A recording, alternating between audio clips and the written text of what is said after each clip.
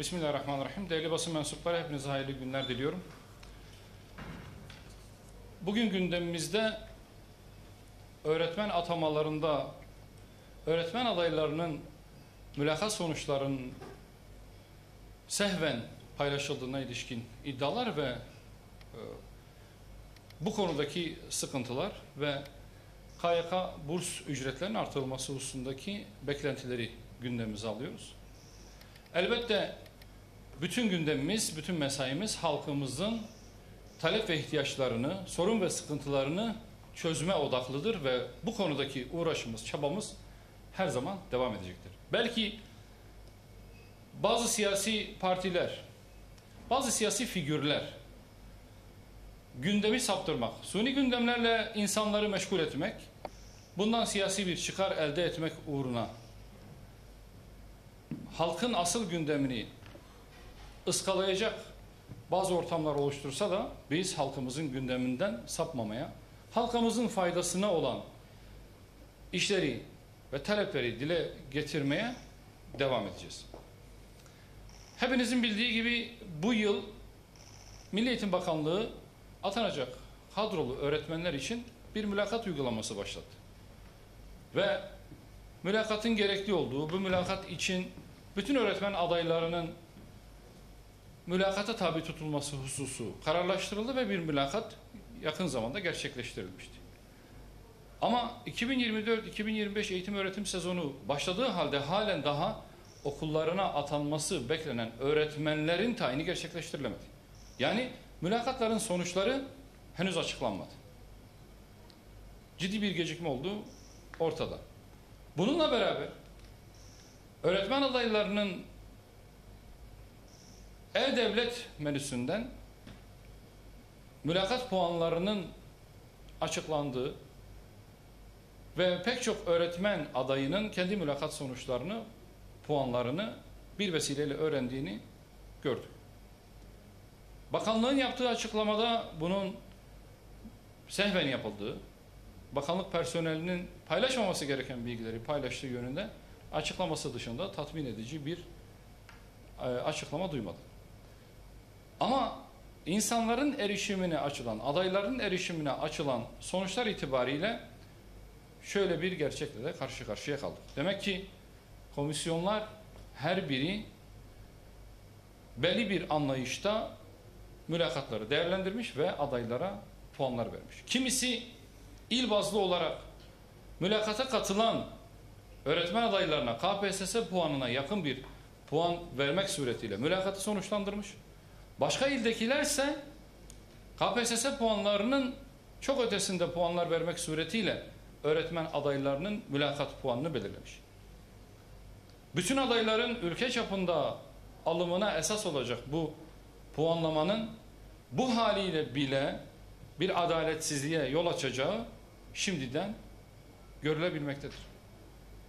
Esas olan ehliyetin ve liyakatin ölçülmesi ve objektif kriterlere göre adaylara puan verilmesi ise maalesef paylaşılan veriler itibariyle bunun böyle bir neticeye evrilmediğini, tam aksine belki adaletsizliği daha fazla derinleştirdiği görülmektedir. Eğitim öğretim sezonu açıldı. Okullar öğretmenlerini, öğretmenler öğrencilerini bekliyor. Bir an önce bu atamaların yapılması, ehliyet, liyakat ve hakkaniyet ölçüsünde bir atamanın yapılmasını biz de bütün öğretmen adayları, bütün milli eğitim camiası ve bütün öğrenciler adına bekliyor ve diliyoruz. Değerli arkadaşlar, geçtiğimiz sene Kredi Yurtlar Kurumu burs miktarı enflasyonun da etkisiyle ciddi bir artışla belirlenmişti. Ama bu yıl henüz bir artış söz konusu olmadı. Evet, enflasyonun rakamsal olarak bir düşme trendine girdiğini, bunun belki ileriki yıllarda hayat pahalılığını önleyici bir etkiye ulaşacağını ümit ediyoruz. Ama bugün itibariyle geçen sene yapılan zammın artan hayat pahalılığı ve geçim sıkıntısı sebebiyle bu yıl ihtiyaçlara yetmeyeceğini rahatlıkla söyleyebiliriz. Ulaşım ve barınma başta olmak üzere öğrencilerin ihtiyaç duyduğu bu burs miktarının bu sene enflasyonun altında kesinlikle belirlenmemesi ve en az %50 oranında artırılması hususundaki öğrencilerimizin ve bizlerin talebinin dikkate alınmasını istiyoruz. Neticede üniversite eğitimi, öğretimi gerçekten masraflı bir iş. Hele hele kendi memleketinden uzaklarda, gurbette üniversite okumak isteyen öğrencilerin temel ihtiyaçlarını karşılaması hususunda da ciddi sıkıntılar yaşadığını üniversite tahsili yapmış hemen herkes kabul edecektir. Buradan çağrımızı yineliyoruz. Kredi Yurtlar Kurumu bursunun en az %50 artırılması suretiyle zamlı halde öğrencilere bu sene verilmesi talebimizi yineliyoruz. Bizim CHP'ye yaptığımız bir şey yok. Ama CHP kendisine çok şey yapıyor. CHP halkın sorunlarını, çözüm odaklı önerilerini tartışıp tartıştıracağına adeta ağzında bir sakız gibi partimizi hedef alan hezeyanlarını, iftiralarını, hakaretlerini devam ettirmekle meşgul. Cumhuriyet Halk Partisi kendi iç çekişmelerini, kendi liderlik otoritesini bizim üzerimizden sağlamaya kalkmasın. Varsa bir maharetleri, kongrelerini yaptılar. Genel başkanları kendi siyasi söylemini, kendi siyasal aklını ve kadrolarını oluşturmaya baksın. Kendi iç çekişmelerinin bir aracı olarak partimizi ağzına almaktan artık vazgeçsin. Bizim gündemimizde Cumhuriyet Halk Partisi gibi bir parti yok.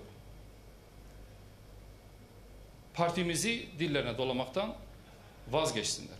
Millet onlara bu Türkiye Büyük Millet Meclisi çatısı altında sorunlarını çözmek için yetki verdi. Bu yetkiyi kötüye kullanmaya devam ederlerse millet onlara vermiş olduğu bu yetkiyi geri almasını da bilir. Geçtiğimiz grup toplantısında bizim vesilemizle bize verilen sözler üzerine İstanbul Sözleşmesi'nden Sayın Cumhurbaşkanı'nın imzasını çektiğini ifade etmiş. Hem biz hem bu meselede kalem oynatan, bu uğurda çaba gösteren, içine düştüğümüz felaketin artık son bulmasını isteyen, kadına şiddeti önleme bahanesiyle batıdan ithal, arkaik ve çürümüş ideolojileri, sapkın anlayışları dağıtmaya çalışan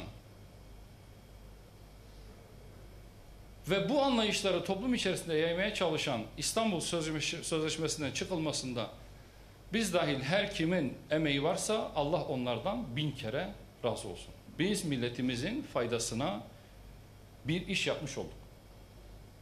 Kadına yönelik şiddeti önleyebiliriz. Bizim medeniyetimiz, medeniyet değerlerimiz, aklımız, fikrimiz buna müsait. Buna yeter. Kadına yönelik şiddetin sebeplerini araştıralım dediğimizde topuklayıp kaçanlar, sağır numarası yapanlar, kör numarası yapanlar, kadına yönelik şiddetin oluşturduğu sonuçlar üzerinden tepinmeyi de bir maharet olarak görüyor. Hodri meydan. Bugüne kadar kadına yönelik şiddeti bir sakız gibi adeta ağzında geveleyenler, çiğneyenler. Gelin bir komisyon kurarım, kadına yönelik şiddetin sebepleri üzerinde bir araştırma yapalım. Bu kadar üniversitemiz var, bu kadar sivil toplum kuruluşu var, bu kadar sözde yazar, çizer var. Hiçbirinin bugüne kadar aklına bunun sebepleri neler? Bir toplumsal çalışma yapalım, saha araştırması yapalım. Mahkeme dosyalarını inceleyelim. Savcılık soruşturmalarına bir bakalım. Mağdurlarla görüşelim, faillerle görüşelim. Ve kadına yönelik şiddetin sebeplerini bulalım, ona yönelik bir tedavi geliştirelim dediğini duymadım. Varsa yoksa kalıplaşmış ideolojik ezberleri tekrar etmek. İdeolojik ezberleri tekrar etmekle biz kadınları koruyamıyoruz. Biz çocukları da koruyamıyoruz. Gençliğimizi muhafaza edemiyoruz. Eğer samimiyseniz hodri meydan, gelin bunların sebepleri üzerinde bir araştırma yapalım.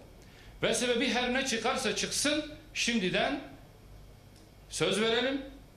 O sebepleri ortadan kaldırmanın hal çaresine bakalım. Ama sebeplerle yüzleştiğimizde de kaçmak yok. Altından alkol bağımlılığı çıktığında alkolizmle mücadeleye var mısınız? Yok musunuz? Siz onu söyleyin. Altından kumar illeti çıkarsa kumarla mücadele etmeye var mısınız? Yok musunuz? Siz bize onu söyleyin. Altından gayri ahlaki yaşam tarzı çıkarsa bununla mücadele etmeye var mısınız? Yok musunuz? Gelin siz onu söyleyin. Ve bizim bilmediğimiz, bilemediğimiz, tespit edemediğimiz her ne sebep varsa onunla mücadele etmeye biz varız. Buradan söz veriyoruz. Hodri meydan diyoruz. Artık cambaza bak oyunundan CHP'nin vazgeçmesi lazım. Kendi içinde bir iktidar mücadelesi varsa, kendi parti içerisindeki hegemonyasını, hükümranlığını, hakimiyetini tahkim etme niyeti varsa bunu kendi usulü dairesinde Cumhuriyet Halk Partisi ve Genel Başkanı yapabilir. İkide bir de partimizi ağzına alarak bizi de meşgul etmesin, bu toplumu da meşgul etmesin. Çünkü bizim Cumhuriyet Halk Partisi ve onun hezeyanlarıyla boşa geçirecek vaktimiz yok. Millet bize buraya kendi sorunlarını çözmek için gönderdi. Bu yetkiyi bize bunun için verdi. Biz bunun bilincindeyiz ve bunun için sonuna kadar mücadele etmeye de varız.